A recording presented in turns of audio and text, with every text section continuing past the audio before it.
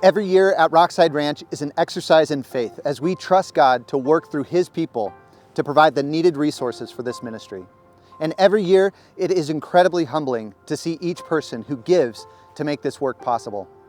Rockside Ranch has always been a representation of the living church, walking out our faith every day as we serve students 24/7, 365.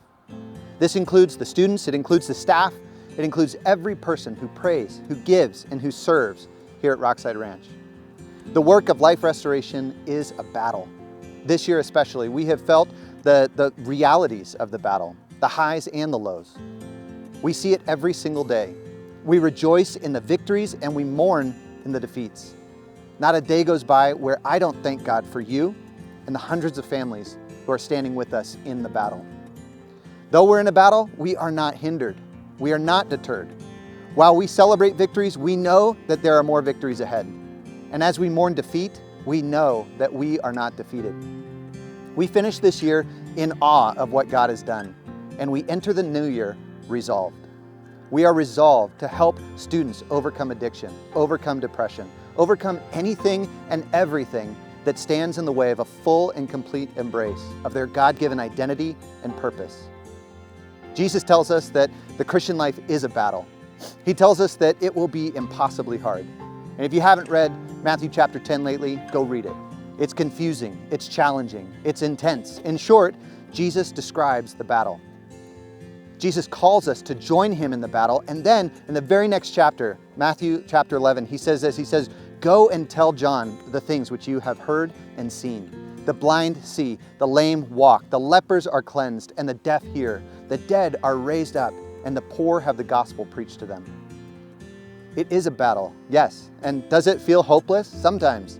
But in Christ, there is hope for the hopeless. In Christ, the blind, the lame, the sick, the deaf, even the dead are restored. This is what we see at Rockside Ranch all year long.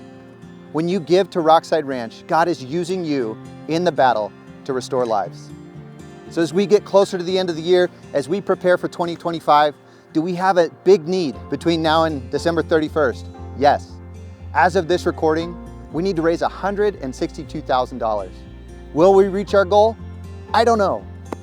But will we be here on January 1st to walk with students through darkness and into the light of a new day? Yes, we will.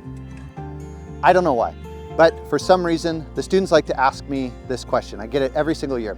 What would you do if you won the lottery? In other words, what they're asking is, what would you do if money were no object? And I love answering that question, and I always answer it the same way. I would do this.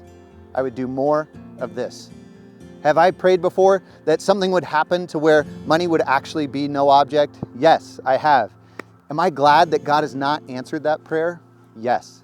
Because if He had, I wouldn't be recording this video right now, and we wouldn't be fighting this battle together. I don't have all the answers. Things aren't perfect at Rockside Ranch. We are standing out here in the rain, but I do have faith. I believe that God is going to do more than we can ask or imagine. And I believe that that He will work through His people to accomplish His will in His timing. So, as the year comes to a close, I'm here to do my job, to invite you to join us in the battle. And I ask you, will you join us by giving to Life Restoration? Thank you.